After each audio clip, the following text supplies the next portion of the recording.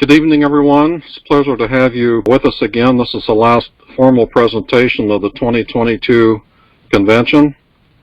We want to share this evening some recent discoveries as we've gone through the digitization project on the Cambridge Glass Archives. So we'll go ahead and get started. If you have questions, feel free to ask, and away we go. I have to say that as we've gone through all of the scanning and all the associated activities, we have made several discoveries, and it's impossible to share all of those with you this evening. So what I'm going to do is share how you can go to the Cambridge Glass database at mvsg.org and search for those discoveries by month. So go to the home page, click on the fourth box on the top row, Cambridge Glass Photo Albums, and you will be able to search month by month on what has been changed. So you'll come to this page after you click the photo library. What you want to do is go to the right-hand side of the page and click on Search. The search box will appear, and I'm just going to use for an example tonight June 22. You will want to type in the first three letters of any month, say Jan, Feb, Mar, and so forth, and then type in the two-digit year, last two digits of the year, and then click on search. So I've put in June 22, no space, and we're getting ready to click on search. You do not need to select or unselect any of the boxes where it says search in. That's automatic. So after you click on search, you will come to the results of the search phase. And since we were working on conventions so diligently in the month of June, there are not many discoveries, but there are some. You can see, for example, the 1236 8-inch ivy ball. We always traditionally call that the keyhole stem, but Cambridge called that the number 10 leg. Same thing on the 1237 9-inch footed vase. The 1299 vase, which is the next one over, the 11-inch footed vase, does have a pressed foot, and Cambridge Glass identified that as the number 4 foot. The latest change actually occurred Tuesday when I was preparing this presentation for you this evening. There were entries for stackaway ashtray sets, but we did not have the 1444 stackaway ashtray set identified.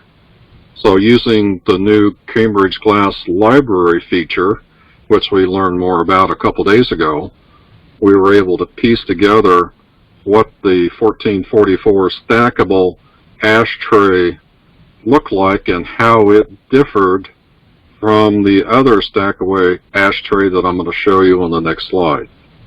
So the base on this one is not nearly as large. It's not reversible to a candlestick, and it comes with a stand that is on one of three varieties. On row 3, you can see the Rose Point tray has a chrome base with a metal rod. In fact, all three bases have a metal rod, and it passes through a hole in the ashtray to allow the 4 ashtrays to stack securely without falling over. The other two variants are versions of a wooden base.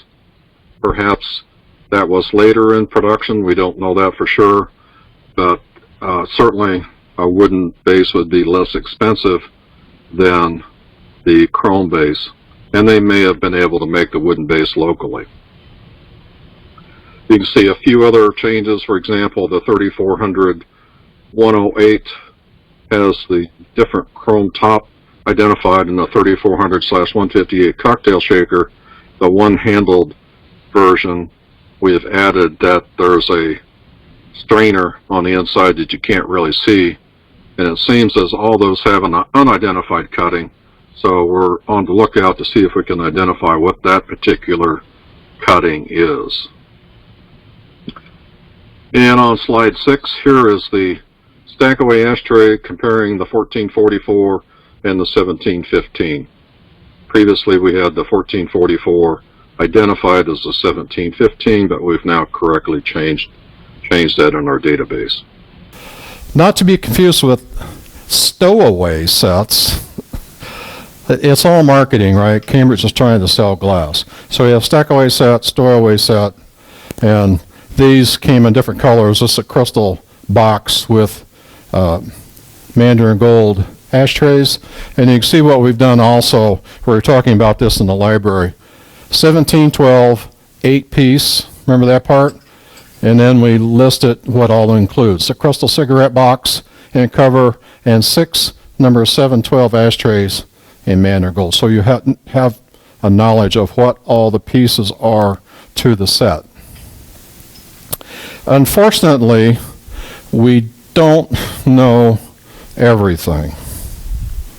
There's still a lot of things that are incomplete. We have a lot of Cambridge glass information, but not all of it. This is an example. 7-piece cordial set on an unidentified 7 3/8 by 7-inch tray. All of it is etched Portia, obviously produced and etched by Cambridge, but we can't quite figure out that tray. Here's another example. It's an oil. It's oval, appears to be Sonata, but we can't find it in any Sonata listing. I'm sorry? You bought that today? How much do you want to sell it for? No. Did it have silver leaves? Yeah, okay. And you're pretty confident that that is, in fact, Cambridge's silver leaves. They're the only ones that I know that made it. Excellent. Anyone else get one today?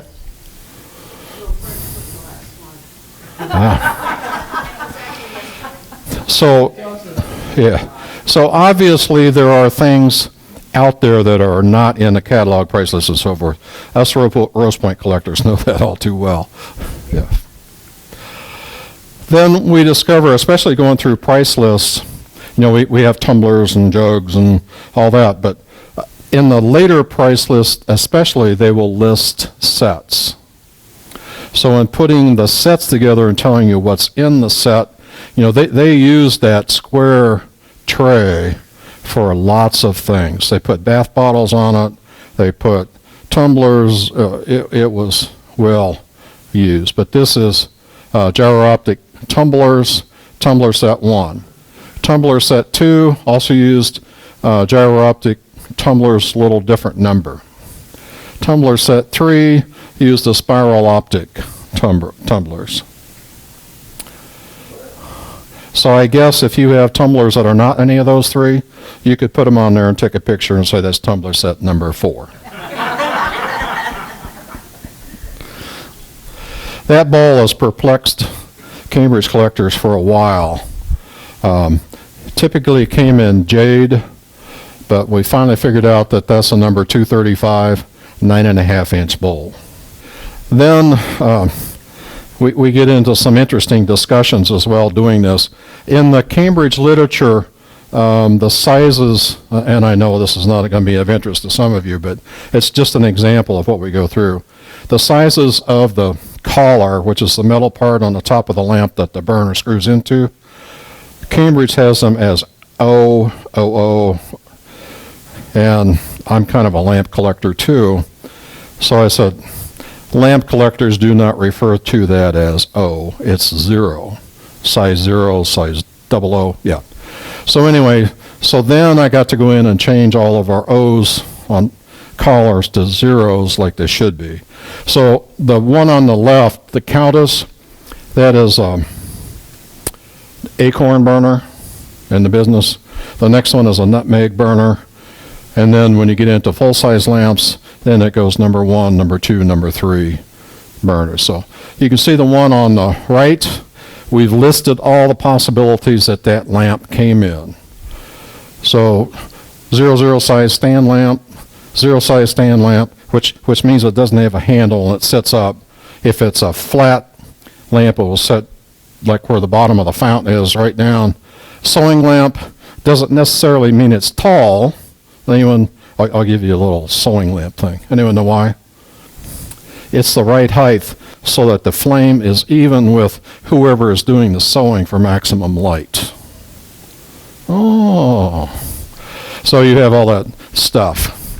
How many shakers did Cambridge make? Lots. Yeah. What we've done is, in a lot of cases we didn't have the top pictured in the catalog. Sometimes you just had one. But most of these shakers came with multiple tops available. So we wanted to put in what all was available. So if you bought a salt and pepper and it had a top, does it really go with that one? And there is an illustration also, you can't see it very well tonight, but the shaker tops, and they were all numbered. Top 1, 2, 3, 4, and so forth, and then 6 all the way through 19. But to make it really confusing, that list changed as as the price lists and catalogs changed. So number 18 may be different than next year's number 18. But interestingly, some of them are celluloid, glass, it may be aluminum, like on the bottom. So nickel plate, you get all possibilities. This is interesting too. There are marmalades, and that's just an example. There's other small jars like that as well. You may have a marmalade with no lid, or you may have a lid with no marmalade. So we've told you which marmalades that particular cover will fit on. Because if you're out in the fields and, I'm looking for a number 129 marmalade, well, really, you could be looking for, 6 or 7 of them that lid will fit on. So you have more opportunities for success. That vase on the right is in the museum. I always thought that they just whacked off a vase and made that special. Then we found out that vase does come in a 6-inch size, which is what that Rose Point vase is. So that was it wasn't cut off, it was made that way from the factory. So a little additional piece of information. So that particular vase came in 6, 8, 10, 12 size. Then that same vase also came with new cut numbers, cut 2020 on the left, 2022 on the right. Does have a little cut also around the top rim, which is nice for all you near-cut era collectors. Then we get into pharmaceuticals. That was a lot of fun. But it's interesting because you learn new things. A Kelly infusion bottle. If you were flipping through the catalog, you saw the Kelly infusion bottle. Okay, next page. But if you're doing it, I wonder what in the world an infusion bottle is. So you did a little research and find out that those infusion bottles were worth a Dinkins solution, and it was a hose that came down, and what it helps is to reduce infections or take infections out of wounds. So a very important piece of medical apparatus back in the day. Lots of new engravings, new items and etchings. Some of you may collect Wedgwood, Adam, or Dresden, or even if it's Rose Point or whatever else. It may list in the catalog that it's available Rose Point, and in some cases, like you may go to a Porsche page, and there may be a little fine print that says also available Rose Point or whatever it is. So if we found that, we incorporated it in so that you know, at least as much as we know, what was available on all these different pieces. Limited information before 1927. That's kind of the black hole of information for Cambridge. So if you run across especially the 1923 art glass catalog, which is in color, the Whitmires had a few pages of that catalog in their presentation. It was a beautiful catalog, but unfortunately we only have 2 or 3 pages known. So if you run across that whole thing, we would love to be able to photograph it or scan it. Questions so far? All right. Now we get into turn cards.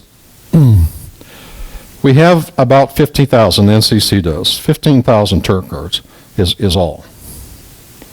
How many turn cards existed in the history of the factory? Many, many, many, many. Yeah. I'll show you in just a second. We've scanned about 12,000, which means actually 24,000 scans, because you do front and back. Only 3,000 to go. Most are from 1951 to the factory closure. There are 2 cards, they all had perforated bottoms. We did have some examples with the perforated bottom. A little history, they sent 12,000 cards off to Corning Glass in 1995 to have them processed into microfilm. Corning returned the boxes of turn cards to us after they processed only 4,617 cards. So about a third. So we're getting them and more. Through donations, we've had a lot of people step up and say, hey, I've got some turn cards, would you like them or like to scan them? Sure. This is Corning's example. It's pretty stark contrast. Black and white is not as readable as the original. Here's what it looks like if we scan it. So there's 2 main types. The one on the left is from the blow shop. The one on the right is from the press shop. And we'll talk about some of the differences. This one on the left is 1953. The one on the right is also 1953. So they would make runs of glass. There would be some blow shops operating, there would be some press shops operating all through the day. There are 3 main furnaces, and depending on where the stage of production was, they had to mix the batch for the glass, then it had to get to the right temperature, so it wasn't immediately available. What did the blow shop look like? Kind of like that.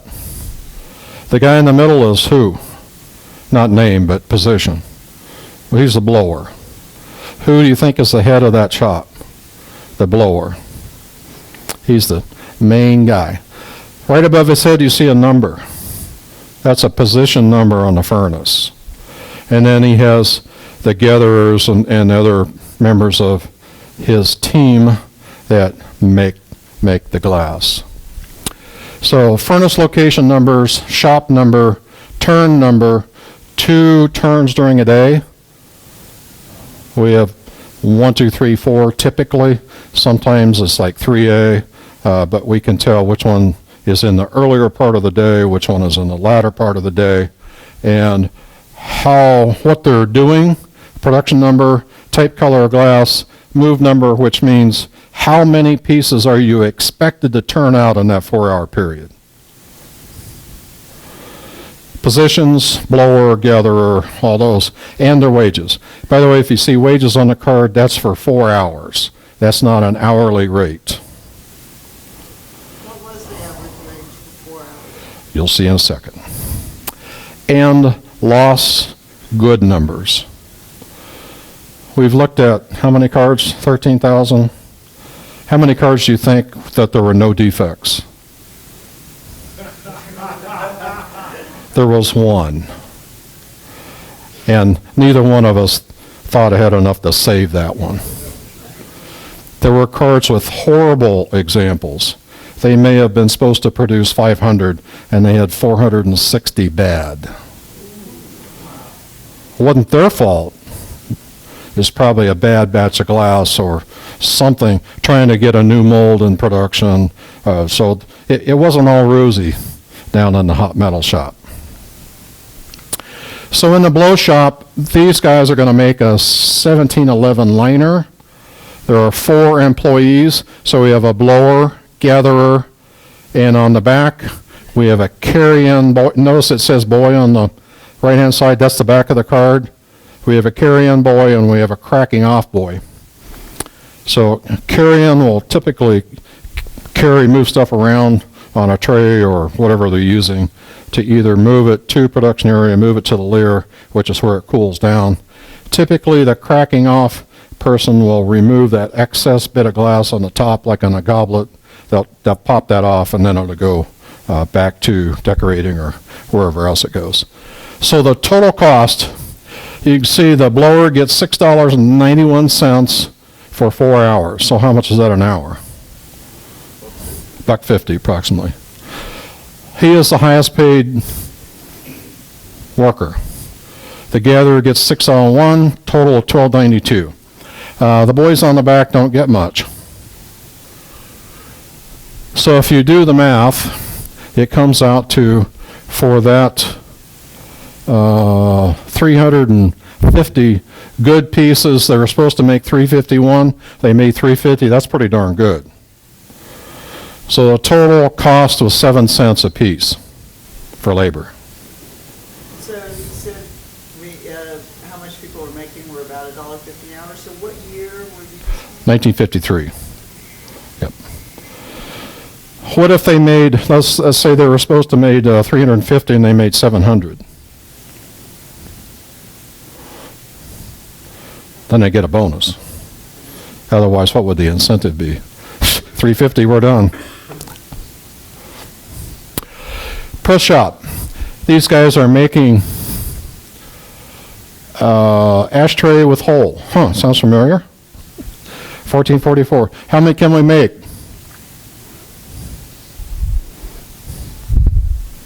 $700. And they managed to do 570 that are good. Again, what it kind of press shop looked like, you can't see it real well, but there's a press off on the right hand side. The tall guy, second from the right, is the presser. He's the one in charge of that shop. Big dude, because man, he had to crank down on that lever to get it just right, everything to fill. And we had gatherers and finishers and other things as well. Carry-in boy. So 5 employees, $27.30 total cost. Total production piece on those stackable ashtrays, 4 cents a pop. Now, we're just talking about hot metal shop. We're not talking about decorating. No etching, no engraving. So it's just until it leaves the furnace, gets on the lyre.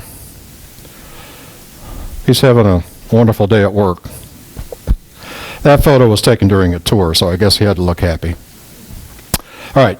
You are now employees of Cambridge Glass. Shop number 1. You have the most experience, most seniority. You are the number 1 crack crew.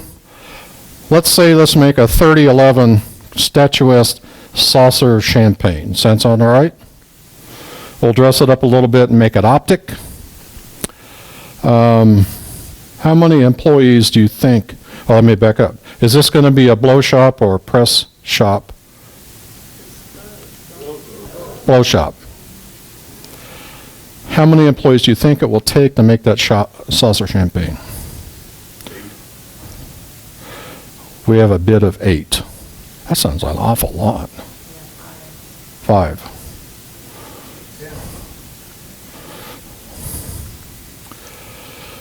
Here's an actual card. We have a blower, gatherer, foot caster, foot straightener, stem presser, stem gatherer, bit gatherer, carry-in, warming in. That's a lot of people. And this typically was for any goblet. It would take this many people. So 3121 stem, 3500 stem, it would take that many people. So here's what they would get. Shop list, blower, gatherer, foot caster. I'll show you a foot caster picture in a minute. Foot straightener, stem presser, stem gatherer, bit gatherer, carry-in, etc.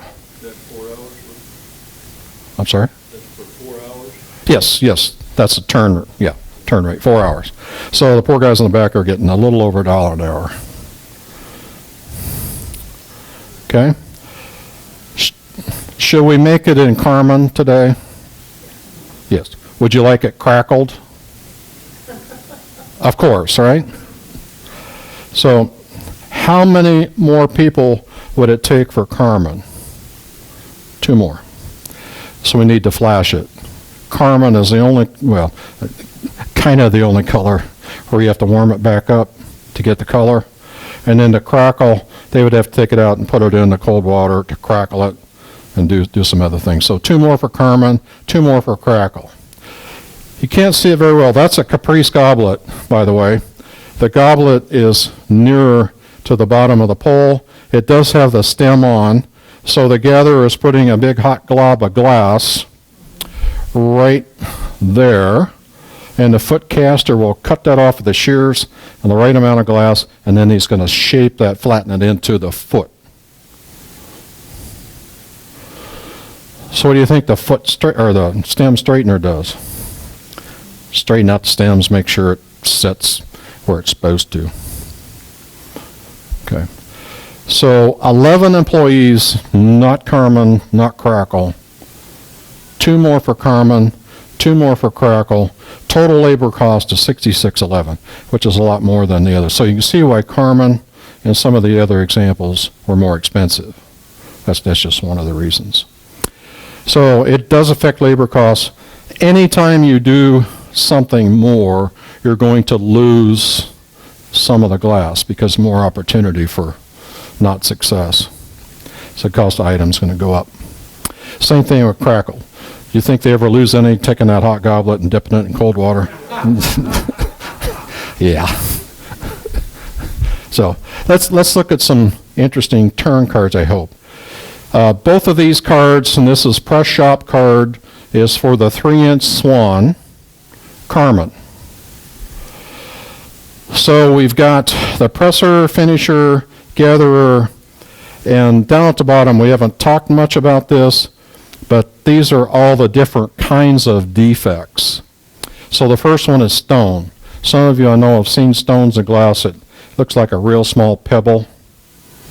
The next one down is too light of a color. They were supposed to make 725. They managed to do 543 good. 88 had too light a color. So at Carmen, again, that's another problem that they had. Look at the second card over here, too light a color, 79. So it wasn't just on one turn, it's on multiple turns where they're rejecting quite a few pieces because the Carmen is too light. Cracked necks, cracked arm, dirt, blisters, other kinds of defects in there as well. Have any of you caught on to that number yet? What's the number for the 3-inch Swan? 1040. 1040 and a half. So the number 1040 Swan Type 1 was a 1040. When they went to Type 2 and Type 3, they made it slightly smaller, mold adjustment, changed the number to 1040 and a half. Nuances. This is the bird figure, the one that goes in the Cambridge Arms. Okay. 1636 bird figure. They're supposed to make, I can't see how many. Some of these cards, as you can tell, are a little bit dirty. I can't see the total move number, but they made 360 good. Pretty low defect rates, so they could crank those out with not much of a problem. This one is a special card. Notice it's turn 2B. We have a blower. No rate, no other helpers. What happened? For things, let's go back to the statuesque saucer champagne. It's July in Ohio in the summer. You're a blower. Do you think you might run short of breath? Yeah. Especially on the large items. Our theory is that it takes a lot of work to blow that into the mold. So this is a second blower on that same line, so they'll probably alternate. And he's not getting paid an hourly rate, he's getting paid a piece rate. So he produced 321. So That's why it appears that way. And this was not uncommon. This appeared a lot in the turn carts where there would be a second-day blower. So again, going back to how many employees did it take, I think we could probably really add one for one more blower. Okay, Ebony Vase, 1936, 61 good in 4 hours. 3911, the statuesque cocktail, crystal with an ebony stem. 434, they were supposed to do 435. Again, really close to what they were supposed to produce. On almost all the statuettes, I noticed if there were defects, about the highest consistent defect was a cracked arm.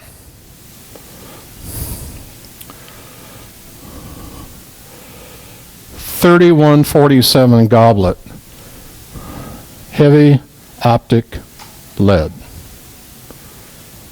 So it tells us they're using lead glass.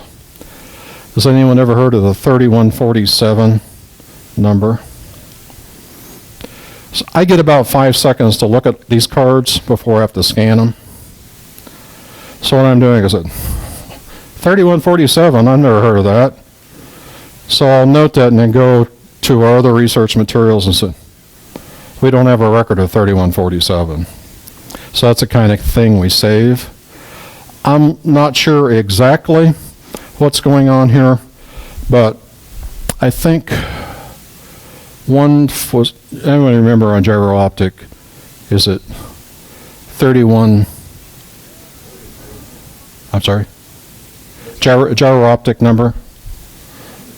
3143. I think it was 3143. Thank you, Dave, that's what I needed. So I did some searching and found out gyro optic was 143. Then Virginian was 144. And another optic was 145. And then they skipped something. So there may be a type of optic that we haven't discovered yet that's actually the 147. So stay tuned. But they made 311 of those. And again, notice that it does take about the same number of people that it did for the statuesque line seltzer champagne. Did these workers do 4 hours on this and then go to 4 hours on something else? The question is, did they work 4 hours on this and then go to 4 hours something else? Maybe. I've seen cards, you know, the little square salt dips, for example. I believe the turn on those is 1100. I've seen a case where the same crew worked morning, afternoon, morning, afternoon, morning, afternoon, morning, afternoon, all week, making those little salt dips. That'd be exciting. And some of the cards, they may say 2 hours doing this shape nappy, 2 hours making this is the same mold, but they're doing different shapes. So it really depended on what they needed. So it's a good question. Yep. You're saying 2 turns a day. Is that 2 turns a shift? So when the factory was working 24, it would be 6? No. Well, that's one thing we don't know for sure. They may have staggered some start times, but the workers would work one shift, break for lunch, and then work the second shift normally. Second shift. Second turn. Second turn. So if when the factory was running like all furnaces and running 24 hours a day. I don't think they ran. The evening shift and the night shift. I don't think they ran 24 hours a day. I've found some. Really? Yeah. Was it, typically they ran really heavy after the first of the year. That's usually when they were getting time and a half for Saturday operations. So they may have been trying to crank out glass to get it out to the companies. That's interesting that they would run 24 hours a day. Theoretically, you can get in 6 Right, turns. in 24 hours, but they probably Right. did 5. More like 4 or 5. Because they needed some maintenance time. Do we know who typically would be filling up these cards? All that information. Not for sure, but it was probably one of the foremen, I'm guessing, on the floor that would do that. Not an actual worker. Not an actual worker. Yeah, it would be someone from management. Yeah, I trust I'm sure they would do it right. Right. One of the other things that, and it may not be noted on this particular card, Yeah, I'll but get to it. there had to be a selector who actually wasn't part of the production, but made all the determinations of the On whether defects. there was a defect or not, and yeah, well, there went. So that typically was not someone on the crew. They would say, okay, yeah, there's this many stones, this many cracked arms, and yeah. And they may discover defects after it gets out of the leer as well. It may not appear. This is kind of interesting because it's for the A56 stem or line, which is one of the later lines that kind of looks like it has petals on the top of the stem. Very modern looking. So they were running samples, and they wanted to do examples of the 5-ounce goblet, the cocktail sherbet 12-ounce tumbler, cordial, wine, and goblet. I think they wanted like 3 dozen of each. So you can see on the right, they produced 49, 43, 51, 24, 50, 53, 39. But the number of good, they only did 3 good, 7 good, 1 good, 1 good 12-ounce tumbler, no good cordials, no good wines, and 9 goblets. So again, they're probably working with a new mold, and evidently it was a difficult item to produce. And I'm sure management was pretty happy on that day. So 2 days later, they said, well, let's make some adjustments and we'll go out and we'll try it again. So they tried to fill the footed tumblers, wines, and cordials. They had 23 good, 52 good, 56 good cordials, and the loss rates were way down. So they're making progress.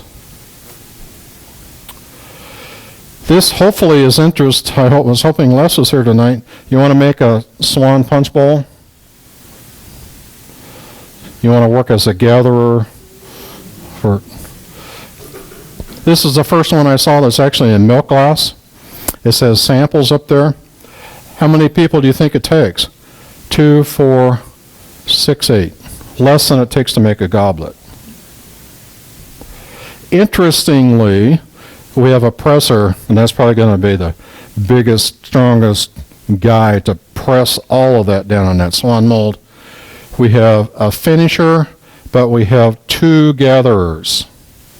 And they're going to use the largest gathering rod they have. They're going to get in there and they're going to fill that up and take it over. And while the second guy comes over, the first guy is going to be getting more glass and putting it in the mold, because it takes a lot of glass to make that swan punch bowl. So they made 70 in 4 hours. 20 were good.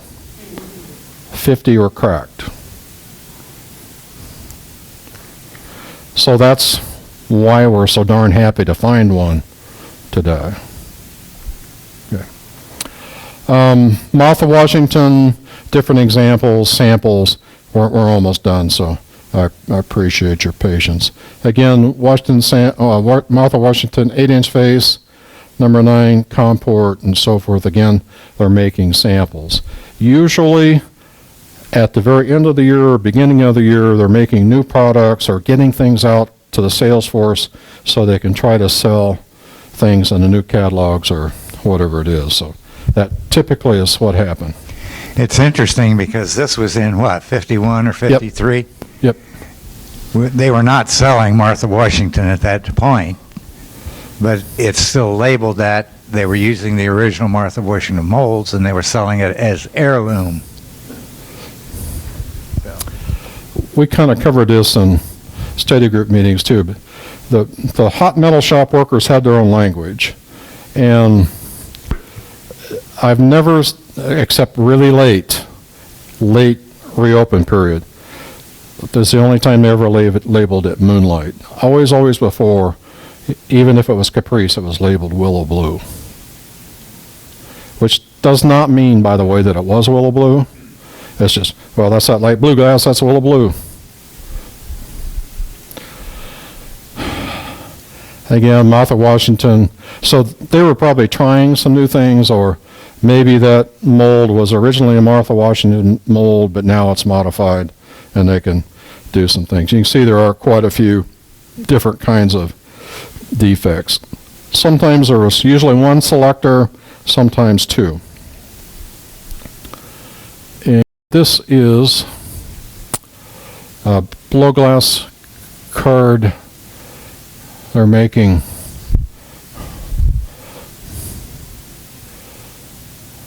Lime glass. There's a lot of interesting additional information on here too, like the size of the foot. The other thing I noticed was if it lists in the catalog as an 8-inch plate, the hot metal shop may list it as a 8 or 7 5/8 inch plate. So they're a little more exact. Why? Because they have their gauges that tell them exactly how big the foot or how big the bowl is supposed to be, which drives us nuts. Yeah, listed as 8.5, but it's only 8 or whatever. Yeah. You can't see it well, but on the bottom are the perfs that were attached to the bottom on all these. Unfortunately, not many of those survived for us. Especially useful on the pharmaceutical line because it may say things like bevel in, bevel out, whether it was cleaned, wiped, all other special operations that they had to do to finish that particular glass. This is for a A56 12-ounce footed tumbler. And interestingly, we forget sometimes that Cambridge was a glass house and they produced items for other companies. Here's an example. They're making a small Dietz globe, and they could produce a lot of those. Anyone, the name Dietz ring a bell with anyone? Have you ever heard of a Dietz lantern? So this is a lantern globe. Probably a private mold with the Dietz company. Questions? Yep. How many people in quality control do they have? Do they have a separate quality control for the blowing shop and the pressing shop? They would be different selectors. I guess we haven't analyzed it enough to know if the same selectors worked exclusively in the press shop or if they traded back and forth with the blow shops as well. Okay. If I'm making a statuesque goblet, the goblet is crystal and the stem is ebony, how many different pots am I going to have to get glass out of?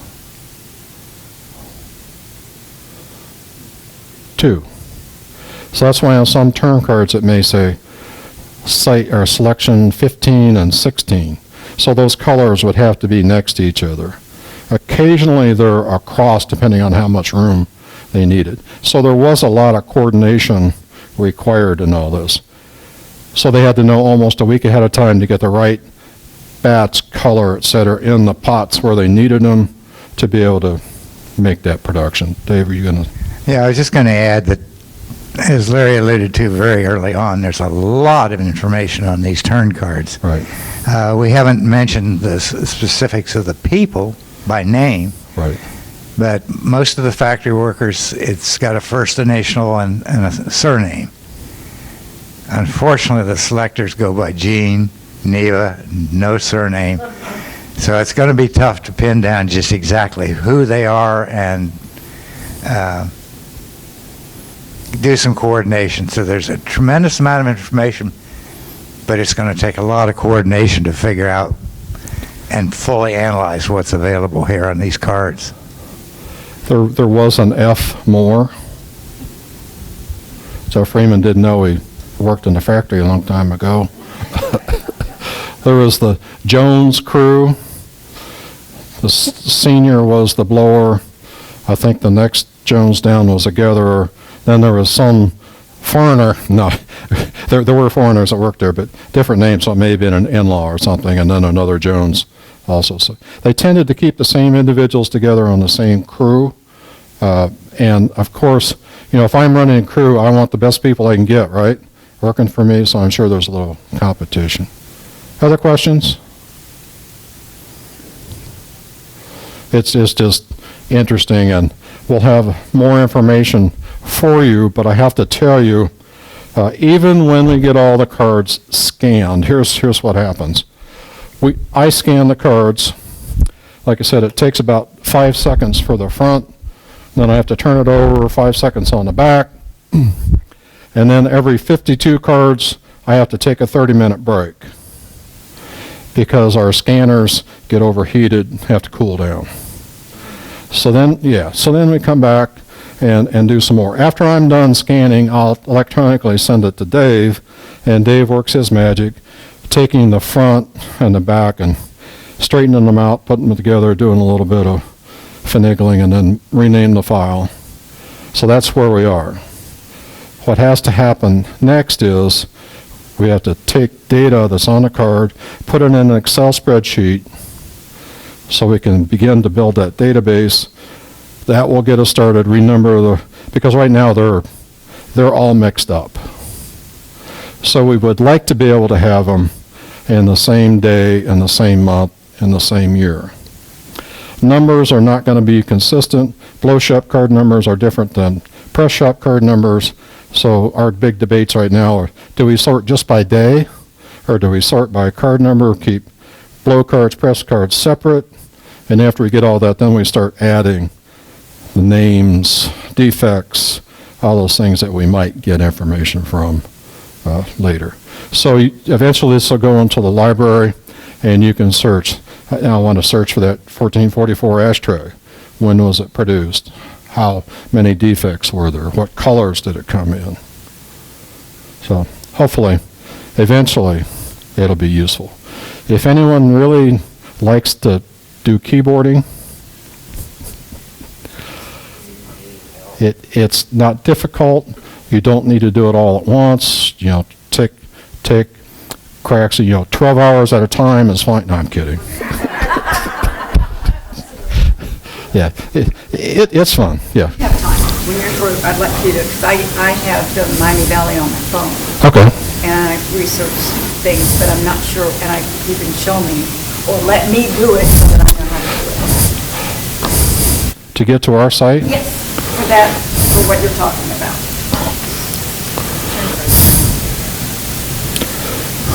Talking about turn cards or finding new information? Finding new information. Oh, yep. Just So here's the Miami Valley website.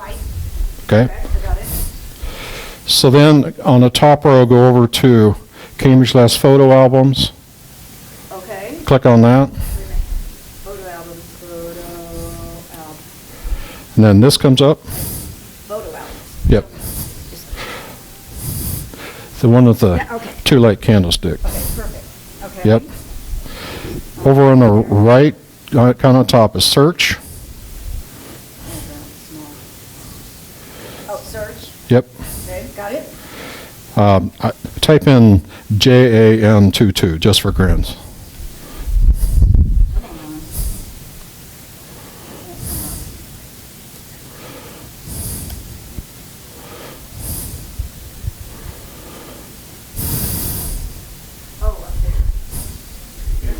Yep. At the maximum population, what was the number of work reports?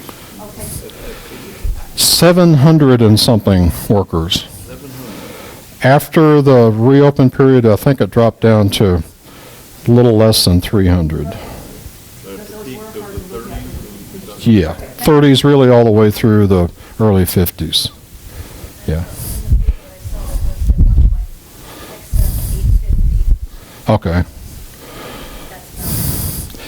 I mean, there are variants of war and, all the other things. So if you search for Jan 22, it comes up with 662 files have changed on 34 pages. It looks like a lot of these are the shakers that I talked about, the different tops and so forth that are available. So It's real interesting when you can't fall asleep at night to call that up and, oh yeah, it came with 36 different tops. But there's more to it. You can tell what decorations, cuttings, all that. Salt shakers automatically go bad after a couple of years of using them. Did they? It's the sodium that corrodes. So did they create a whole bunch of extras, or how do you use now? Thin glass was not meant to be collectible. It was meant to be used and get a new one, right? Yeah. Which is why on the tops they try different things like celluloid and aluminum and plated nickel, and so we got to find something that'll work a little bit better. Good question. Anything else? Glass tops. There is one of them was a salt grinder actually. The salt is a lot coarser back then. Thank you so much. Appreciate it. If you find an error, God forbid, we don't make mistakes. Now, please send me an email. Grant is our #1 source of little faux pas things, that typos or whatever it is, and we appreciate it.